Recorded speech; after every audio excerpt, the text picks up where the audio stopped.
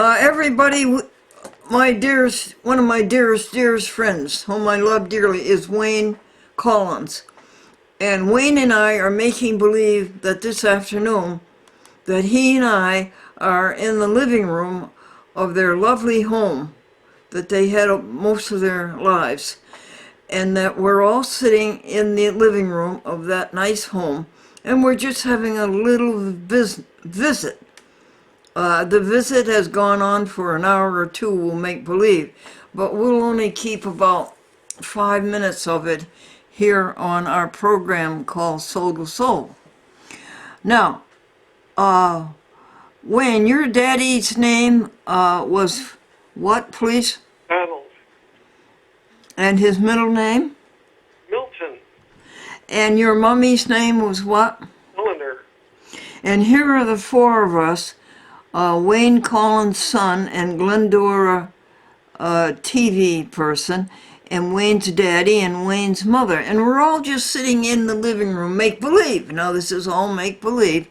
And we're talking about things. Daddy, what kind of a son would you say your Wayne was? And let's make believe Daddy said what? Well, he probably would have said that he was happy with me by the way that I looked after them when they couldn't do things for themselves. Oh, that's beautiful. And Mommy, what kind of a son would you say he was? She probably would say thoughtful, and she'd be appreciative of what I did for them. And she wrote me a note one time to that effect. She did. What did she say in that note, dear? Well, it was a Christmas card or a birthday card. She wrote, "We appreciate all the things you have done for us." Oh, she really felt it. Yes, And you often spoke of your daddy as having a very fine sense of humor. Oh, yes. He made you laugh, didn't he? Oh, yes, every day. Yes, he did. And your daddy worked hard all of his life at any job he could get to keep his family going, right? He did, yes. Tell us some of those jobs. Well, he started on a farm, and his first job would have been in the winter of 1933, and his pay was $10 a month. $10 a month, plus room and board? Yes, and of course the room was just sleeping in a loft up over the barn. Oh, He had every other Sunday off after the chores were done. That was $10 a month. And yes, and then what was his other job, Sonny? Well, he had one. The next job he had was working on a farm, and there his pay was $65 a month. Oh, wow. So that was quite an improvement. Oh, yes, right. And, of course, he had been working on the farm, and his hands were large and they were strong because he had been milking cows and so forth. And he took a job working for a jeweler, and he started at the beginning of the week, and at the end of the week, he used to have to take watches apart and clean them. And, of course, the spring would pop out onto the floor, and at the end of the week, the jeweler said to him, "You'll never make a jeweler." And he said, "Are you still down there? You'll never make a jeweler." And the next job?